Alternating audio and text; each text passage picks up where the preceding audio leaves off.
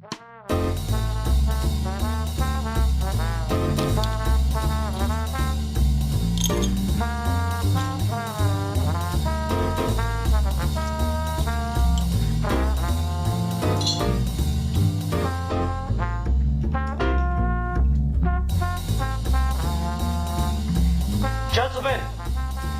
the time has come once again to discuss things.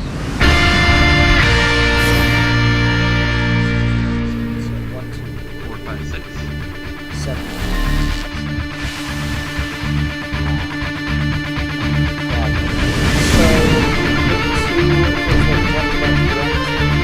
Yep. With the thinker thing on the cover. Yep. Alright, well, you ready to get started then? I am. Okay. Hi everyone, welcome to another episode of Geeky Gentlemen. I am Sip2, and well overdue, Jacob Carlson is now back to continue the next volume of Geoff Johns' The Flash. That is right. I've returned from the ether. I'm back. Yeah. Sorry it took me so long to get a hold of this. I always try to buy local first, and I just happened to see this while I was out shopping one day. I was like, okay, yeah, shit, I forgot to be looking for those. That's all right, So man. I finally got volume 2. And I already own 3, so the next one will not be 6 months from now. Awesome. Yeah. So let's see here. Geoff Johns' The Flash. We talked about the first book a while back, and I can't remember. Did you say that you were more excited for this one or not? Probably. I really like this book. I think that this is a really strong set of issues here. I think you had talked about how you weren't a fan of that first Wonderland arc, but then once we got into the tar pit stuff, you were starting to dig it. So how are you feeling about this book? You know, I liked this a lot more than I thought I was gonna as I was reading it. Yeah. Johns likes to do this thing where he builds up a big, mystery conclusion, kind of builds up a bunch of hype for a thing. Mm-hmm. And he often kind of shoots himself in the foot when he does that, because sometimes he just can't deliver on the ending. Right. This one was not the case. We're building up the rogues, teaming up throughout this entire book, and then it just all goes to hell at the end, and it's in a great way. I know. I think that's a really good way to put it. The rogues are, I think, the signature of Geoff Johns' run. We get the first rogue profile issue here with Captain Cold here, and that's a tradition that he continues on out. So this is the first big story crossfire, and the rogues continue to be a really big part of it. So I'm glad that he built this up the way he did. And the first couple times I read through this, I wasn't sure if the Thinker sort of deflated the tension that was building up with the rogues, but I still think he had a handle on having a satisfying conclusion to both of those arcs. Yeah, and I really like the way that sets it up, with the idea of Flash having 2 cities to defend, and a completely different, just as gigantic threat in each city at the same time. Right. That was really, really cool. Yeah, we get that line at the end of the first or second issue of Crossfire where he's like, which way do I run?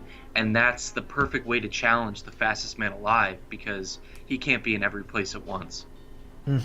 Yeah, I really, really like that. I also like just how this opens, though, with the Black Racer. As for a story, I thought that was really cool to see. Even though, we kind of did the same thing already in the Grant Morrison run with the Flash outrunning death, but this still functioned reasonably well, I thought, the way that Black Racer kind of... Yeah. It's a different kind of thing there. Yeah, the way that DC handles death can get pretty convoluted, but I think this is just a very simple way of doing it, where this guy becomes possessed by the source or whatever, and his perspective on death is really interesting, because it's about taking away people's pain. It's about, life is pain, and he's going to end that pain. But then at the end of the story, the Black Racer kind of has a character arc, and that's not something that you normally see out of the embodiment of death. Well, I mean, come on, let's give Neil Gaiman some credit here. Yeah, that's no, but yeah, I really do like that. I like the kind of consequences that he puts onto himself, and then he's like, oh, well, maybe I'm not doing too much of a kindness for the world, am I? Yeah. That was really neat. And there's just, a lot of this. This is the most built up of the run so far, and again, I'm just really impressed with how well it all comes together, where they take away all of the Flash's allies. They get rid of, they cut him off from everything, and he should conceivably be easier to beat that way. Right. And it seems like that's when he's forced to think on his feet the most and just do the most heroic kind of thing. Yeah, you're exactly right. Blacksmith, the leader of the Rogues, is a new character that John's created, and I think this is a great introduction to her, because the way to beat the Flash is to eliminate the amount of support he has, but like you said, he's forced to think on his feet and really show us that, like Weather Wizard says, he is just as good as Barry, without having that support group.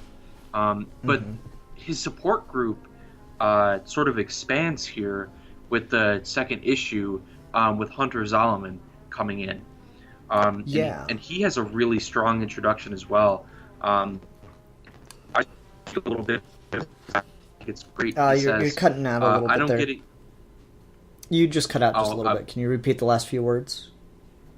Yeah, I said I was gonna read a little bit of Hunter Zolomon's dialogue here because it's a really strong introduction to both his strengths and his flaws. So he says, "I don't get excited much. Never gave 2 cents about Christmas morning, summer vacation, my wedding day, but this is impressive. This man is a true hero, a legend, and there's only one reason why. The Flash is one of the only superheroes whose story is an open book to the public."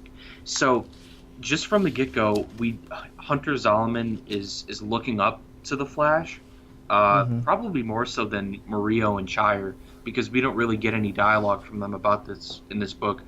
But we also know that he has sort of a flawed sense of what a hero is, because he's focusing on his identity being public and that translucency there, and that trust that's built up from that, and he thinks that that's the most important defining quality of Wally as a hero.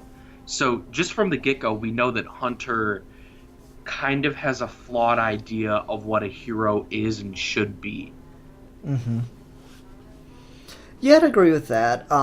It's interesting to see how much character Johns puts into the people in the city. Right. Because you get Hunter, you get Goldface leading a union and stuff like that, and it really just gives the whole city, or the cities, a character unto themselves. It makes it feel like the stakes that are being fought for are just so much more real, because you actually, they're not just the civilians, they're Hunter, they're the union boys, stuff like that. Yeah, that's a really... It makes you invested in them a lot more. Yeah, that's a great observation. One of the challenging things, I think, with writing a character who's not, Batman or Superman or Wonder Woman, who exists in a city that traditionally doesn't have a character like Gotham or Metropolis or Themyscira, is giving the city a distinct character. And so what Johns has been building up to is making Keystone City a union town, and then we get a little bit of Central City in here as well with Chunk. And I think that depiction is really great, because the Rogues are traditionally the Flash's greatest enemies, and what are they? The Union bad guys. So I think that really synchronizes all the conflicts and stuff going on with the city, while still giving the city a distinct character arc. Well, not a character arc, but just a characterization that's distinct from Gotham and Metropolis. Definitely. Like, it doesn't feel like generic city, and it also doesn't feel like it's trying to just be Gotham or something like that. And I really, really appreciate that about it. it feels unique. The focus on unions so much throughout this is really, really interesting. Like, even in that first issue, the union is helping save the world. Yeah. And that's really cool. And it makes a lot of sense. It just works on the page really, really well. So, what did you think of some of the ways that they're introducing the rogues kind of one by one, or I guess in the second issue we get 3 of them all at once? Are you talking about the one where they're at the radio station? Yeah. I felt that it was okay. I mean, Magenta was around in book 1, and then Girder sort of got... Well, both Murmur and Girder got their introductions in the Iron Heights one-shot. So I felt that it was appropriate that we see these 3 rogues in that second issue or third issue here, because we're already familiar with them before we're getting into the nitty-gritty of a blacksmith and stuff. Yeah, I thought so too, and I just liked that, right from the beginning we're setting this up. And, Johns really, really is setting up a lot early on, because even in this first issue with Magenta and Girder together, she keeps telling him, "Forget it, Girder, and I'll rip you in half." And then when that gets its payoff, it's amazing. I know.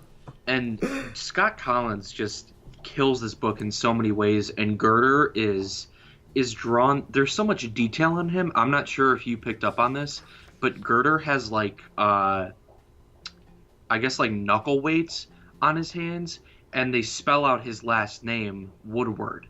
Each knuckle has a letter on it, too. Oh, wow, yeah, I'm looking at it. So there's so much detail here, and that splash page at the end, when Girder is ripped apart, is just so glorious. Mm-hmm. Yeah, and we're issue 3, and we're already setting up all the rogues working together, and we're setting up Thinker at the same time. Right. Though Thinker gets a lot less development, I think, than the rogues do. Yeah, that's fair. I mean, he's less of a character and more of a brute force, because what he's out to do is just digitize everything. So I'm not really sure what else he could have done with the Thinker, but I think what's important about this is the biggest appearance of the Thinker in the past probably 40, 50 years in comics. And the CW Flash show is actually doing the Thinker right now, and they're pulling a lot from what's going on with the Thinker here, because this is the definitive sort of Thinker arc from the comics. If you just Google the Flash Thinker, you're gonna get the splash pages and stuff that Scott Collins drew for Crossfire here. Okay. See, that's interesting because he doesn't get just a ton to do. His motivation kind of gets... We wait to find out about it until the very end, almost. And that's interesting, whereas the rogues are kind of profiled, or we see bits and pieces of what they're doing, what they're trying to do throughout the run, or throughout this volume. Yeah. And I think that would probably be the only... I guess weakness of having the Thinker here is that he's not exactly characterized as fully as some of the other antagonists are, especially Captain Cold, because that first issue, the first Rogue Profile issue with Captain Cold, is probably one of the strongest single issues that Geoff Johns writes in his entire run on The Flash with Wally, and probably one of the strongest Rogue Profiles as well. Because, throughout this whole run, Johns has been building this world and this community by having people other than Wally narrate the book. And so doing that is great because it gets us inside the heads of these people, especially because Cold is he's so important. Johns keeps his origin pretty much intact here. The only thing that he really changes is the tragic backstory of the abusive dad, and then his mom leaving and stuff. But we get inside his head in a way that we rarely do, and that's important because a big part of this conflict with the rogues, I guess in the background, is Wally really sort of handling the rogues in a big way on his own without, Barry or other, helpers. And the way that Johns characterizes Cold here, he's sort of like a reverse Barry Allen. Because he's a smart kid who's driven and who figures out all these like very pseudoscience, like he figures out all this stuff about physics. He builds his cold gun and stuff, but because of the cards he was dealt, he becomes a hero, or he becomes a villain, not a hero. And I think that that's really smart because we're still able to talk about Barry implicitly and still have Wally sort of deal with that, and because he's dealing with the sort of reverse of Barry Allen without having to, explicitly deal with Barry and have some contrivance that Barry come back. Yeah, that's helpful. That is incredibly helpful, and you get a real sense that Captain Cold is like planning his own thing, and I'm sure that'll come up in Volume 3, given the way that this ends. You get the sense that Cold's planning his own thing because he feels like he's got something on Wally that he didn't have on Barry. And I find that interesting. Yeah, something that's brought up here is that the rogues are a family. And so all of these people came from broken homes and found a home together. And so Cold, we get a little bit of insight as to how Cold feels about these new rogues because he doesn't care for them. We get that line of how Cold got along with Captain Boomerang really well, and he got along with the first Mirror Master, Sam Scudder. But those guys aren't around anymore, so he's not really... He doesn't have a familial relationship with them. And so he comes in at the end and sort of brings the band back together with Weather Wizard and the new Mirror Master and the new Trickster because the rogues need a real leader. Because Blacksmith is less about, finding this family and being a family, but more about challenging the Flash to have monetary gain. Yeah. And that's an interesting dynamic for a villain to have with their hero, because usually it's all just about like obsessed and I want to kill him, yada yada yada.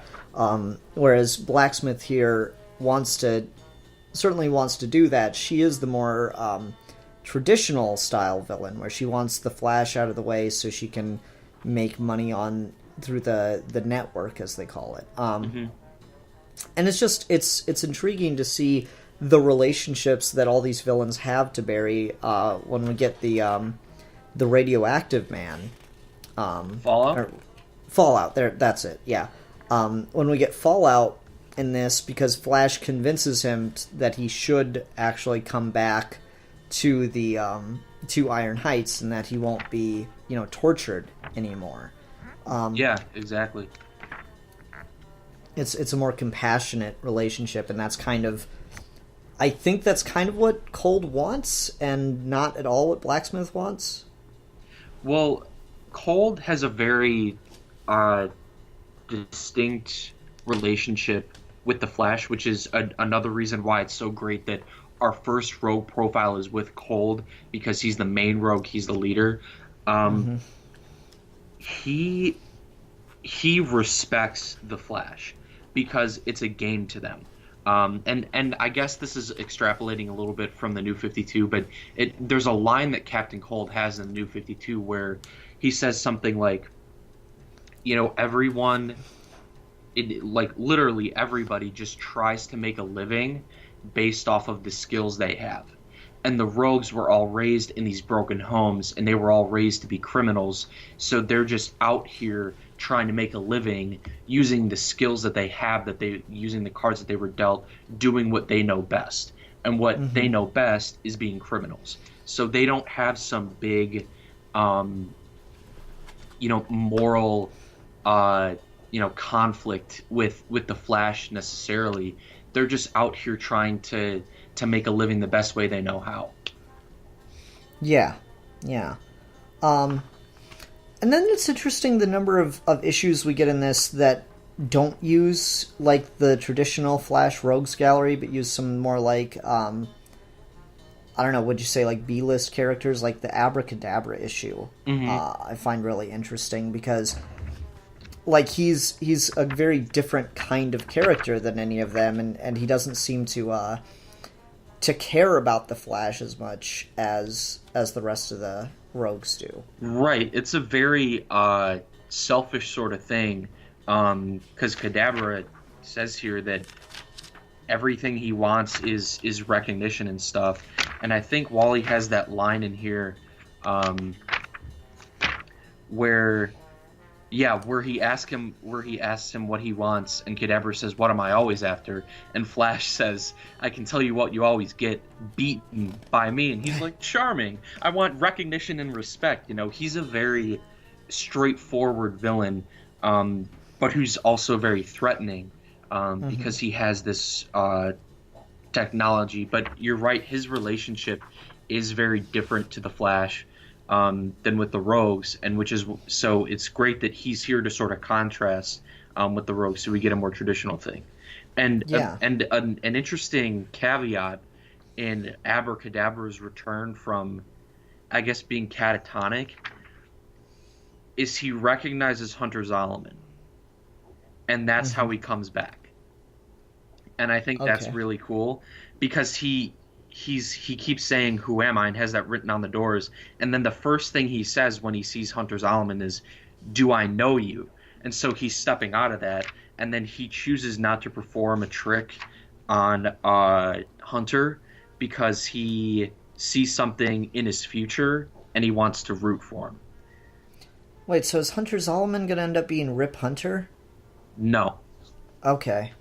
So we know that Abracadabra has sort of a sympathetic, supportive nature towards Zolomon. So that raises the question of what's going to happen in his future, right? Yeah, what makes Zolomon important then?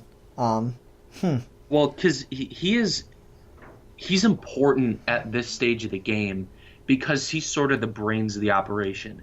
In that first issue where he comes in, he's the one who figures out where Murmur is going to attack next, and he's the one who pieces together all of the stuff with the network in those last two issues. And Cold's the one who goes and finds it because Hunter's plugged in. But he's really one of the smartest characters here. He's the brains of the operation. And I think Wally has a line in here, actually, where he says that he couldn't do his job as effectively if Hunter wasn't there helping him out. The other thing I really like about that Abracadabra issue is we get the Superman race. It's always fun that they find ways to get that in there. I really like that issue. I think it's a really strong, just sort of one-off issue because it's so fun, and that was like another one-shot that he did similar to the Iron Heights one, where it was just kind of an offhanded thing. But it's even in these one-shots, we're still getting the story progressing because Jay is, talking about Joan and how she's, coming down with cancer or whatever.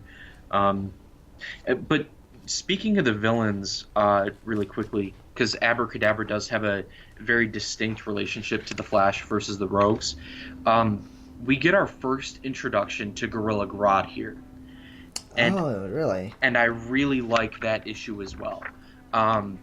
Because more so than any other villain, Flash villain that Johns writes, Grodd is a black and white monster. There is no gray area with him. He's just a straight up monster. And Scott Collins really he draws probably the best Grodd that I've ever seen. He's so menacing, and he always has that like blood on his mouth, which is really cool and scary at the same time. Yeah, so let me ask, is the Grodd in this, is it the same origin as like the Gorilla City thing, or did Johns tweak the origin? Well, it's kind of the same thing. Grodd and Gorilla City come up in book 3, and they're a really big part of that. So this is our introduction to that. And at the end of the issue, Wally has that line where he's like, "I'm gonna take him back to Gorilla City because Iron Heights can't hold him." And then Wolf says, "No, like you can't take him back to Gorilla City because." I think he says like the government is in shambles or something. I'm not really sure what he's talking about there, but Flash actually goes to Gorilla City in book 3, so we get another little world building thing that happens there. Okay, that's interesting, because I just couldn't quite tell, because the way that Johns wrote Grodd here, it felt a lot more like the way the Flash show writes him, at least what I watched of it, where he's like really base level intelligent and he's getting smarter. Well, like the way Grodd's just kind of like a beast here. Yeah. I mean, he kind of the explanation for why Grodd is acting this way is because he's like partially drugged. So when he sees Flash, he's like human. So he's so primal in that primal state of mind because of the drugs that he doesn't even recognize Flash right away. So he's like sort of coming out of being drugged. So when we see him in the next couple of arcs in book 3, he's much more sophisticated because he's not under that influence. And admittedly, see, I just didn't notice that, I guess. Well, it's not exactly spelled out here that that's the case. It's spelled out when Grodd comes back, so that is kind of a problem here. But I think it works that Grodd is much more bestial here, again, to sort of draw a comparison between him and Abracadabra and then the rest of the rogues. He's by far the strongest, physically speaking, but also the most brutal. And Wally actually admits right away that he's the only villain that has ever given him nightmares. And the reason why is because it's the first time he's ever seen another human being murdered. And specifically, it's because Grodd snapped the guy's neck, which is the same thing that Barry did to Thawne. So this is our first little, I guess, insight to how Wally feels about killing and that specific way of killing in general, which will continue to come up. Because when Wally is saving people, when the apartment is coming down, that's a cool scene. Yeah, it's a really great scene. You see him saving pets too, that dog there, and then in the next panel, there's like a woman who's in the shower, and he's putting what's it called? Like rug on her or something. Yeah, and he's got that like smirk on his face, like that "you're kind of hot, but I'm a married man" kind of thing. So that's like a little bit of the old Flash still living on in Wally, because he's a ladies' man. And actually, this is a good page to sort of jump to, because Scott Collins is really great with the way he shows the Flash's speed, just in the way that he draws the panels. Because every time Flash goes into speed mode, there's this little yellow border around all the panels. Oh, I didn't notice that. That's a great little trick, isn't it? Yeah, and he uses... There's a lot of negative space when Collins is on the Flash, but he uses that effectively to show the Flash coming in and out of it. Because we get that panel of the Flash running into the apartment building as it's coming down. And if we're to take each panel as a moment in time, every panel where the Flash is saving people is not separated by a white border from that initial panel where he's running into it. So we know he's really in speed mode here because all these panels are connected. So he's running super fast here. and that yellow border only accentuates that. Yeah, I like that. Huh. That's a really neat little insight. Nice. You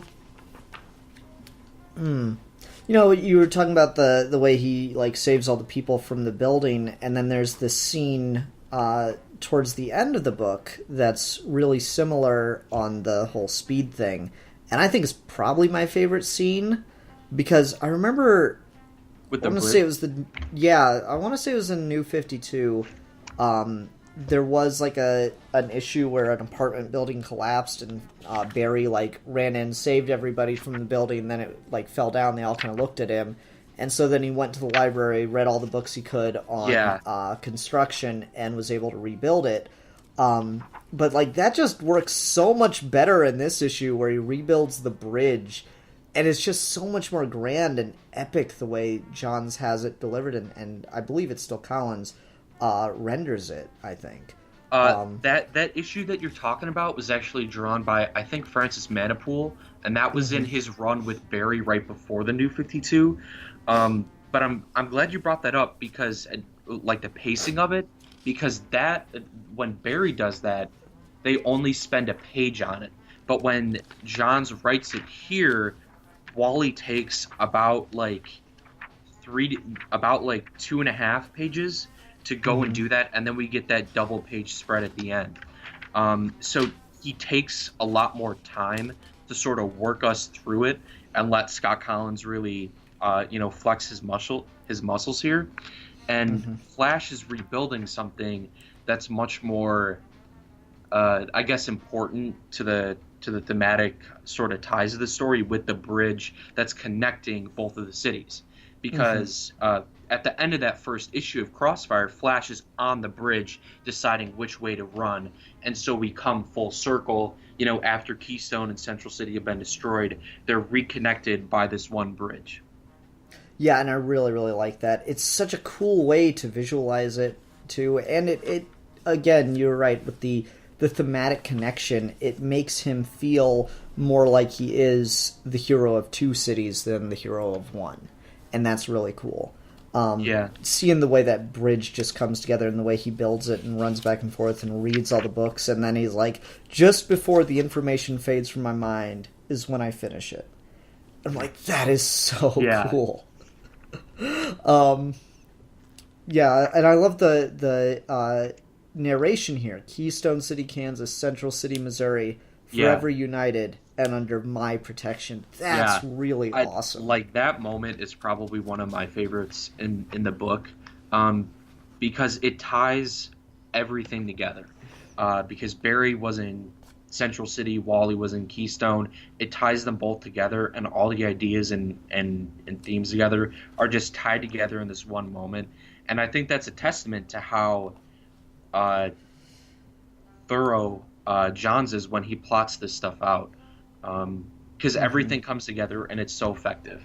And it is incredibly effective. Another little thing that shows how thorough Johns is with plotting this stuff is Shire and Murillo, and with Plunder too, because we find out in this book that Plunder is, I guess, the doppelganger of Murillo from that mirror world that we were in Wonderland. And just recalling that issue, we're introduced to the first versions of Shire and Murillo when they are shooting at each other. And actually, Plunder brings that up when he reveals his identity. And we get sort of the same thing here. Well, actually not here, because Shire and Murillo were both introduced in book one. But everything comes to a head here with that, and Plunder actually brings that up. And the one thing that sort of upsets the entire plan that Blacksmith and the rest of the rogues have is Cold and then Murillo's healing ability, which are the two factors that they didn't account for. And so it's interesting. Why do you think that they didn't try to pursue Cold for this, the Blacksmith and the rogues? Why do you think they left Cold out? Why they didn't go after him? That's a good question. I mean, at the end of that issue, we sort of see the rogues together in their hideout, but I don't think Blacksmith ever talks about why she doesn't care for Cold or his way of doing stuff.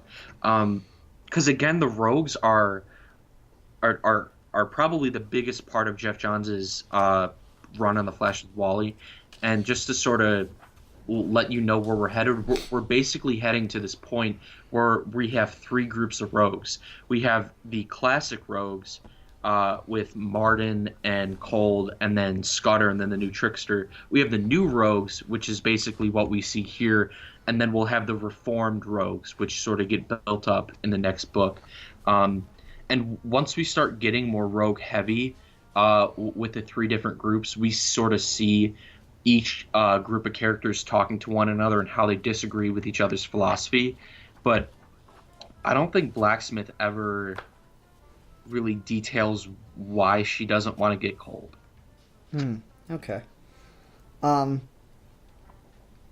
just flipping through this, thinking of stuff. I really, really like Brian Boland's cover of all the new rogues together. God, Yeah. that's cool. It's on the back of the book, too. It's great. Honestly, that should have been the cover of the book, as opposed to the Flash in the Thinker position, though I do like that, too. Is it just me, or does that cover kind of remind you of John's Brainiac? The Superman Brainiac book he wrote. Oh, the same yeah, cover you're of that, right. with the tubes. Huh. Yeah. Okay. So you've been like really, really happy with this. What do you think is like the biggest problem in this book? Is there like a thing where you're like, I really just did not care for that? I mean, Because for me, I think it's that the Thinker's not given enough character until he's like already, unfolding as a threat. But I'm Yeah. not sure about you. I would probably agree with that. The only other thing that I would probably say is that I wish Hunter Zolomon had been introduced a little bit earlier. I brought up that line that Wally has later on in the book where he says he wouldn't be able to do his job as well if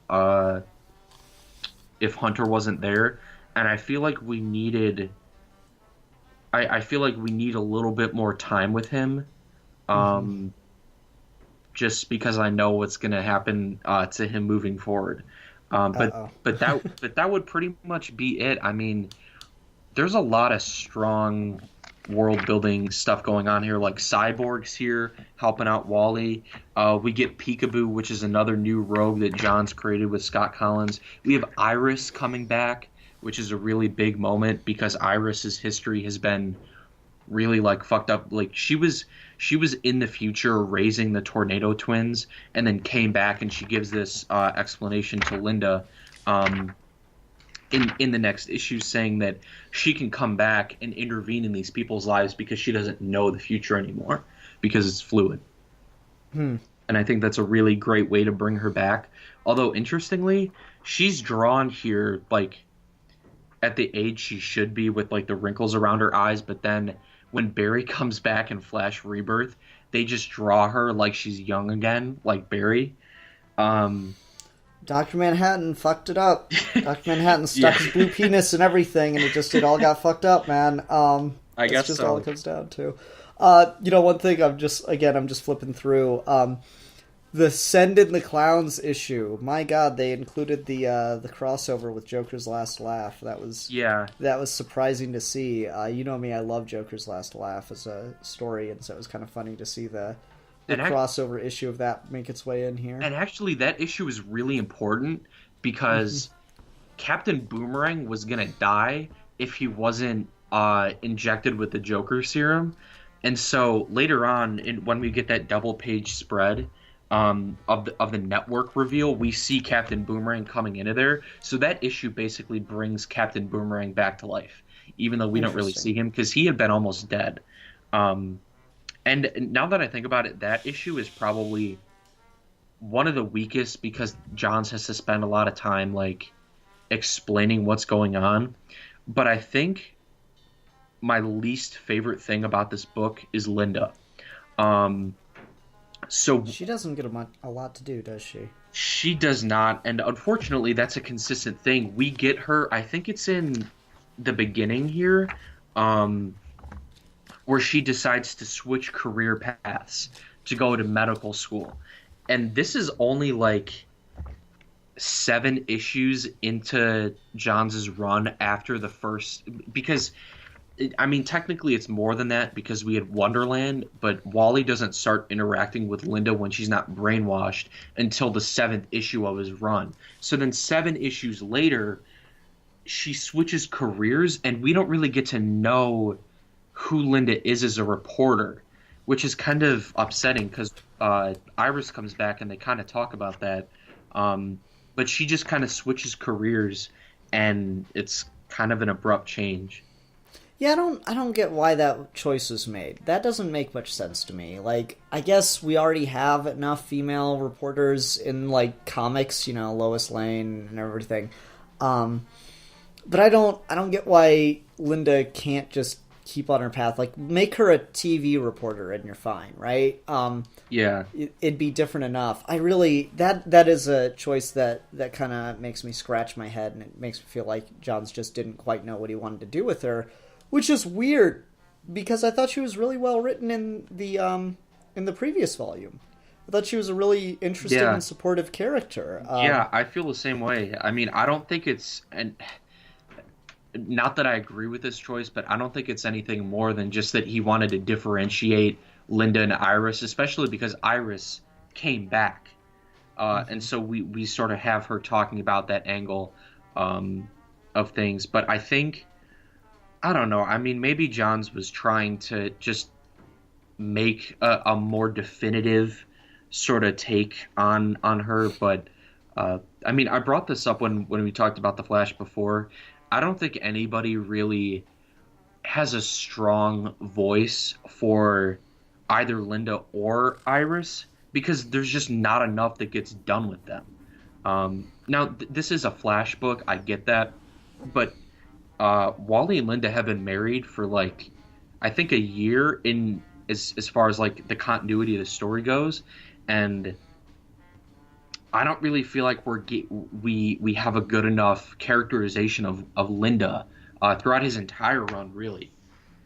Mm-hmm. That's a fair criticism, because I liked the characterization in the first book. She doesn't get much of any development here except to do the career switch, and that just feels like we're, you know, rebooting the character and starting over, and I don't like that. Yeah, and the most important thing of her switching careers is that Cliff guy. And, like, we spend more time, like, having panels, like, offhanded, like, ooh, what is this Cliff guy? What is he doing? More than, like, her actually in medical school doing it and giving us any sort of insight as to why she really wanted to switch. Yeah, I don't like that, and it's just, like, medical school's something that if you're going to get into it, you have to do it. You know, that has to be your plan when you first go to school. Is the thing, right? You know, people don't get out of medical school people that go into college when they're like 18 don't get out of medical school till they're like 24, 25. Yeah, it's a long-term commitment, and if she's already in her late 20s going into medical, like, it's weird. Like, she's going to be so far behind all her other peers. I don't get that choice at all. Yeah, neither do I. I mean, it's such a shame because Johns has such a strong voice for all the characters here. Wally, all the rogues, Abracadabra, Grodd here, and Iris, too, when she comes back. He has such a strong voice for all these characters, except for Linda, because she there's not enough being done with her. And I don't buy the whole Linda's my lightning rod thing because there's not enough really done with her. I mean, like, he has a stronger voice for Chunk than he does for Linda, I think. At least in this volume. Yeah, I agree. What'd you think? What was up with Pied Piper in this? Do you mean, like, the whole like he gets arrested and he goes back to jail, and that seems like put him back in touch with his evil ways. But then at the end, he's good again. I don't. Was it trying to like fake us out? Do you think? Like think that he was going to be a rogue again, or? I'm not really sure how much I can answer that because it gets. I believe this gets solved in the next book because we get a rogue one shot with Pied Piper. Okay. I don't think that's in this book. I think it's in the next book after Crossfire. Okay. I think it might actually be the first or second issue in book 3.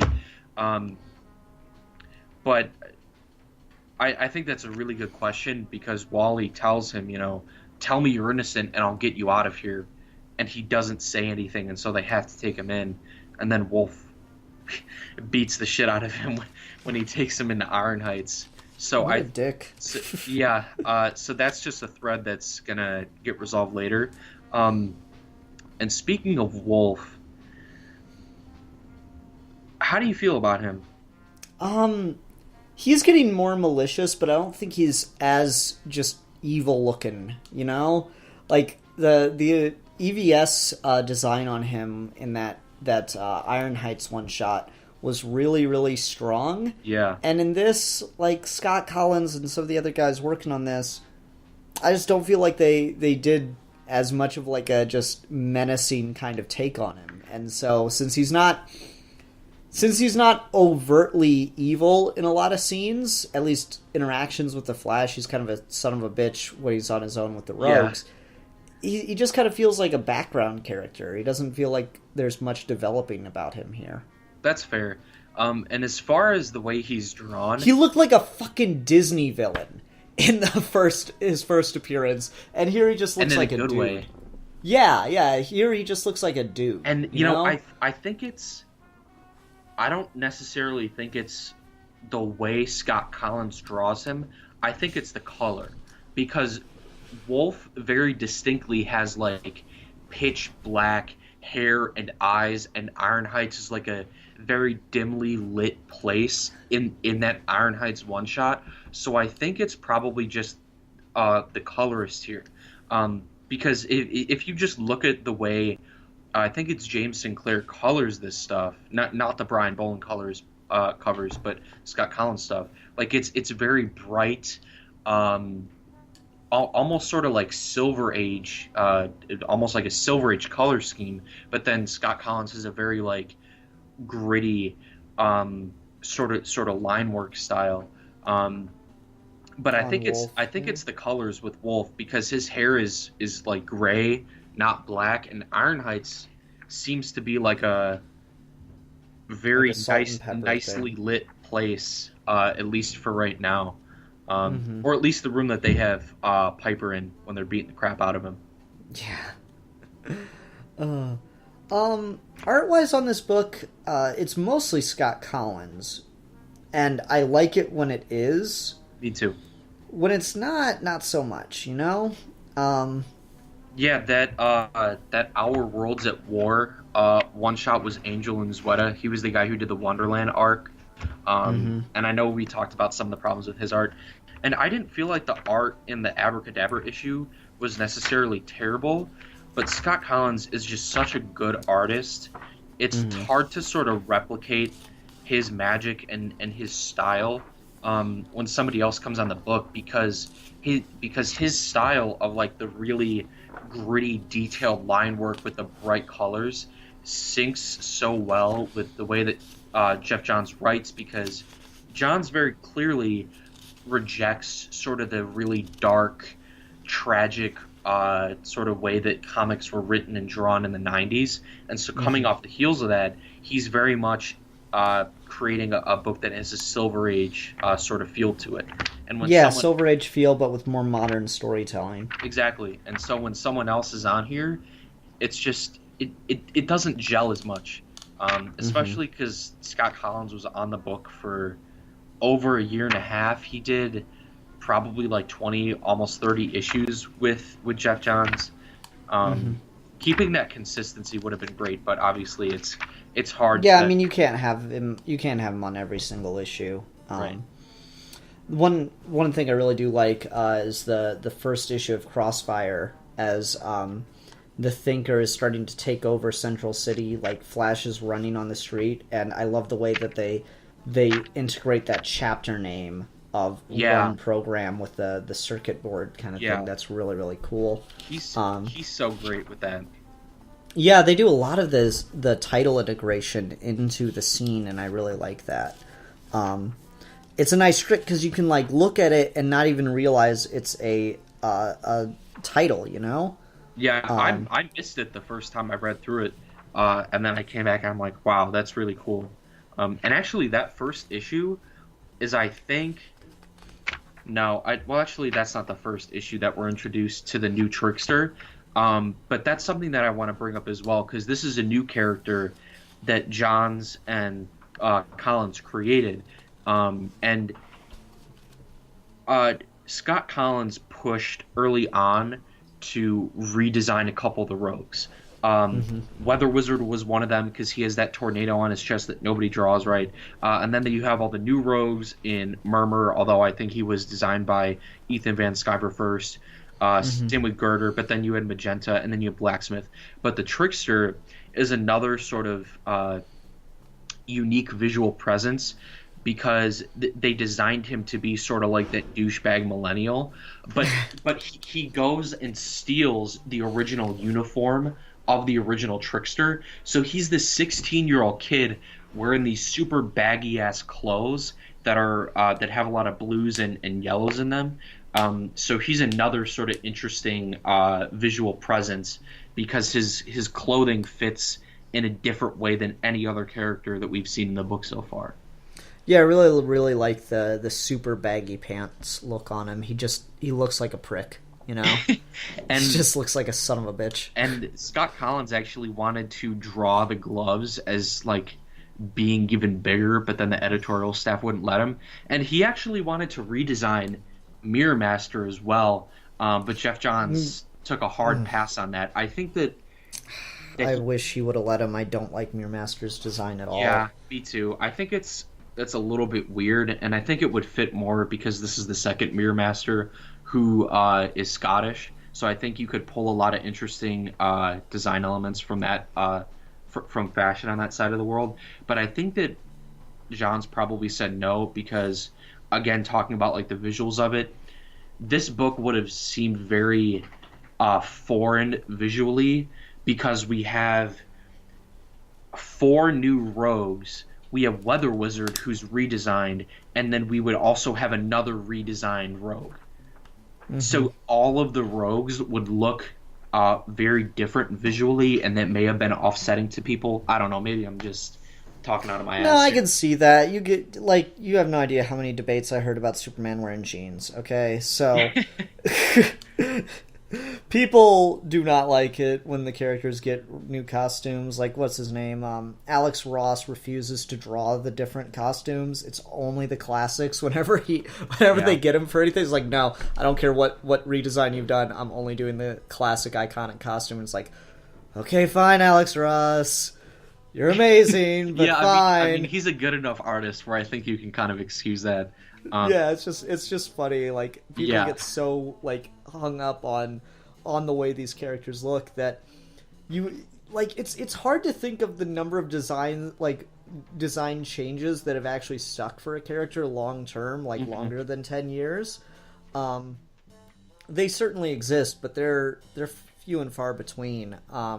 It all kind of goes back to the classic.